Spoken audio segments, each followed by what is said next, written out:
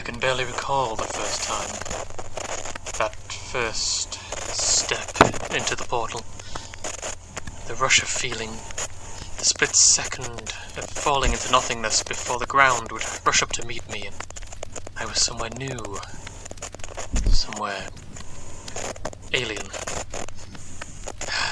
And how many jumps has it been now? 50? 60? More? The splendour is still there, of course. The pomp and circumstance. The waves from the admiring crowd. The cheering faces of the masses. But the draw is gone. The thrill of new locations and adventure.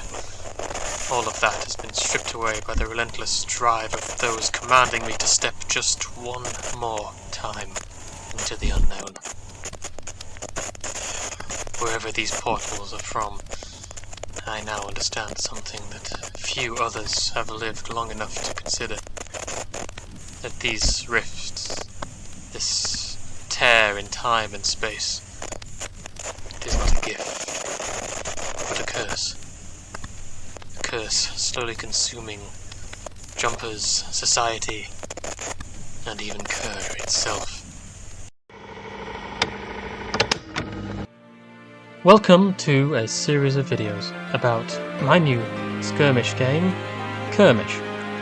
Curr-mish is a realm-hopping skirmish game set on a distant planet called Curr, where unknown events have opened dimensional cracks through which danger and riches await. Gather a team of 6 characters from a wide roster of different classes and jump into these breaches. But be warned, you may not like what awaits you. However, surely the riches and treasures of these rifts have to be worth the risks, right? Join me on a series of videos as we take a dive into the lore of Curr and Curr-mish. And on this first video, we'll talk about possibly the most important organism in the entire planet, the Worldtree.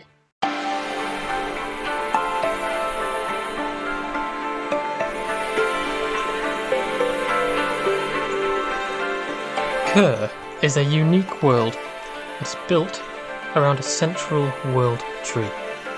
A colossal organism whose roots spread and touch every part of the planet. For the longest time, the world grew and flourished, and there was conflict, as on any world, but the outlay of the continents meant that each had its own key dominant species. And under the watchful gaze of the Worldtree, even the oceans produced intelligent life. The tree can be seen from almost all corners of Curr, and if not the tree itself, then at least its influence. Indeed, even the pirate vessels, the floating gunships and vast zeppelins of the dwarfs do not use north to navigate their ships, but the tree itself. Even deep underground, on all corners of Curr, in the mycelial caverns, the tree's roots can be seen, its fruit pods giving light and life to those beneath the soil. As for the tree itself, for its core, that lies deep within the temperate forest of Curr's largest landmass, and is quite literally the beating heart of the planet. For as long as the organism has existed, which is as long as anyone can recall, the Worldtree has been protected by legions of nature spirits, as varied in form as life itself, and just as voracious.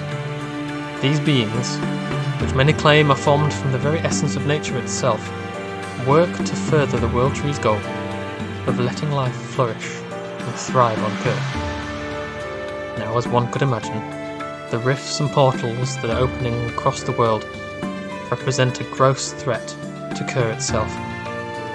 And the Worldtree has sent its spirits, like white blood cells, into a wound, to help cleanse them and fight against the growing taint. It has ordered its spirits to work closely with other inhabitants of Curr, but make no mistake, should others step out of line, act against the Worldtree's interests, harm Curr or the tree itself, then it would have no qualms about exterminating them as well.